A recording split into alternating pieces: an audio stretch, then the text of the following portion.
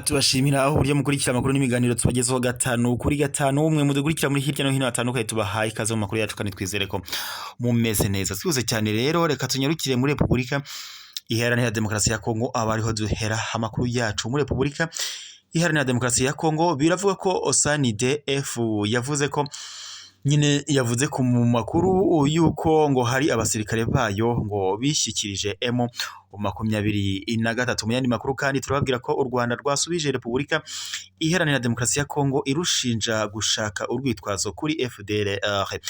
Mu kanya makuru yacu n'ubundi twihuse cyane reka tuyahere muri Repubulika Iharanira Demokarasi ya Kongo. Mu gihe gishize hari amakuru yumvikanya avuga ko ingabo za SANDF ngo zaba zaramanitse amaboko ndetse ubwo zahanganaga n'umutwe witwaje intwaro wa M23.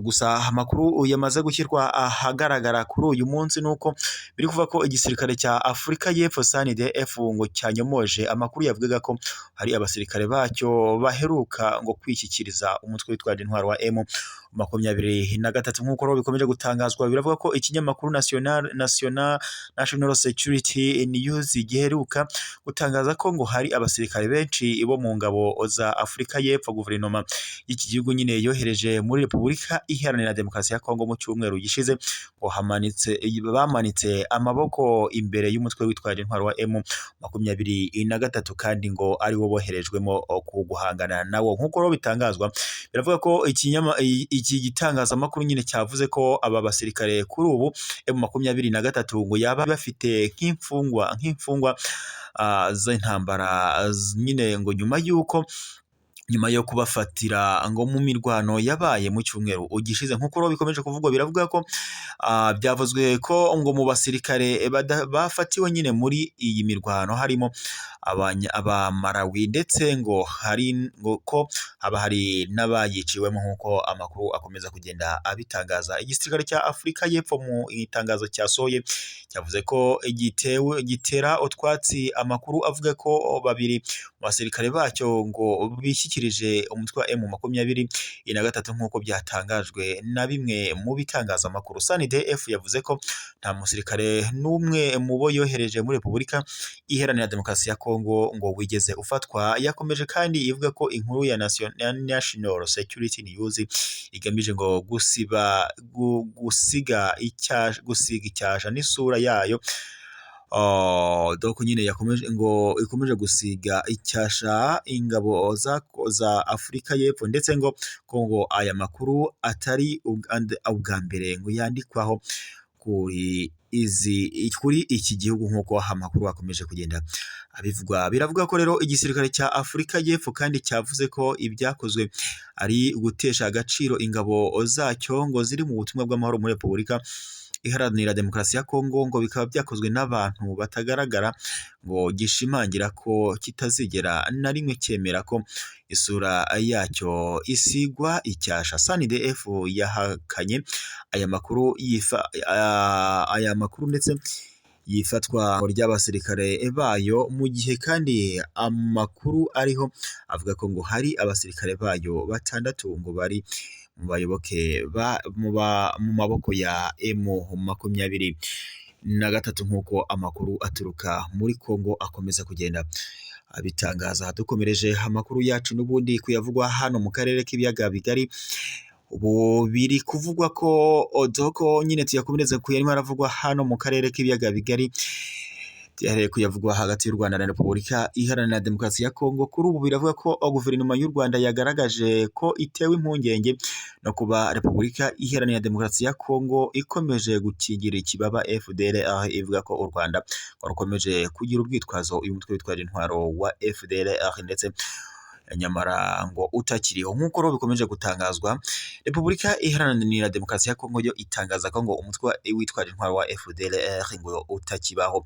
Nk'uko rero bikomeje kuvugwa, biravuga ko ari ibikubiye mu butumwa umuvugizi wa guverinoma y'u Rwanda Alain Mukurarinda yanditse ku rukuta rwe rwa Twitter, aho yagaragaje ko ibyo Kinshasa ivuga biri mu rwego rwo kuyobya uburari. U Rwanda rumaze igihe rugaragaza ko rutewe impungenge n'umutwe witwaje intwaro wa FDLR urwanya ubutegetsi bw'u Rwanda ndetse unagambiriye kuruhungabanyiriza umutekano. Impungenge ziyongereye nyuma y'uko guverinoma ya Repubulika Iharanira Demokarasi ya Kongo itangiye gukorana n'uyu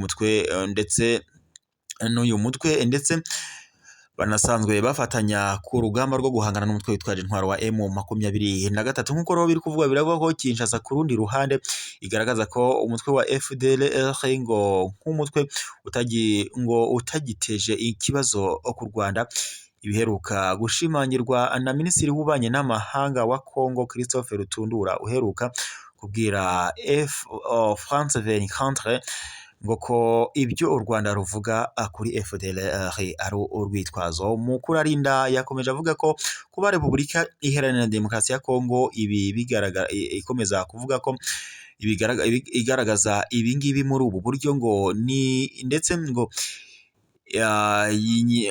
ivuga ko ngo ari imyizerere mibi ndetse ngo yabaye akamenyero mu bayobozi ba Repubulika Iharanira Demokarasi ya Kongo bagamije kuyobya uburari ku bibazo nyamukuru bishingiye ku kuba FDLR iri hariya muri Kongo ndetse ikaba indahungabanywa, ndetse ikindi kandi ngo igakwirakwiza ingengabitekerezo igakomeza gukwirakwiza imvugo z'urwango n'ingengabitekerezo ya jenoside n'ubwicanyi muri Repubulika Iharanira Demokarasi ya Kongo. Umuvugizi w'u Rwanda wungirije Mukuru Arinda yakomeje agaragaza ko nubwo Rutundura avuga atyo ngo hari raporo z'impuguke z'umuryango w'abibumbye mu bihe binyuranye zagaragaje ko ingabo za Kongo FARDC zitera inkunga umutwe witwaje intwaro wa FDLR ndetse zikayiha intwaro bakanafatanya ku rugamba rwo guhangana n'umutwe witwaje intwaro wa M23. Yakomeje kandi ashimangira ko biteye impungenge kubona abayobozi ba Kongo bakomeje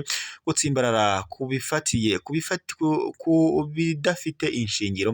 Agaragaza kandi ko hari impamvu bakomeje kubitsimbararaho ari uko ndetse ngo bashaka gukomeza guhisha ugutsindwa kwabo mu kurindira abaturage umutekano. Nk'uko rero bikomeje kuvugwa, biravuga ko bwa guverinoma y'u Rwanda nyine ngo biteye impungenge kumenya ko abayobozi ba Kongo bakomeje gutsimbarara mu mvugo zabo zikomeje ndetse zidafite ishingiro cyangwa ibikorwa bidafatika, bagamije kandi gukomeza guhishira ugutsindwa kwabo nk'abayobozi ba politike badashoboye guharanira umutekano w'abaturage bayobora. Nk'uko rero bikomeje kuvugwa, uyu muvugizi w'u Rwanda Mukuru Arinda yakomeje agaragaza ko guverinoma y'u Rwanda ishyigikiye amasezerano y'inzira z'amahoro ya Nairobi ndetse na Rwanda, asaba ko imvururu zo mu burasirazuba bwa Kongo zakemurwa mu mahoro. Nk'uko rero bikomeje kuvugwa, yavuze ko Kinshasa ivuga ko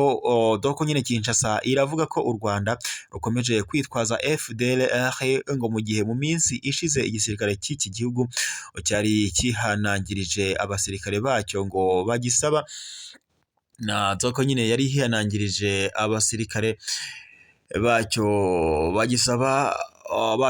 bagisabaga kureka gukorana n'umutwe witwaje intwaro wa FDLR.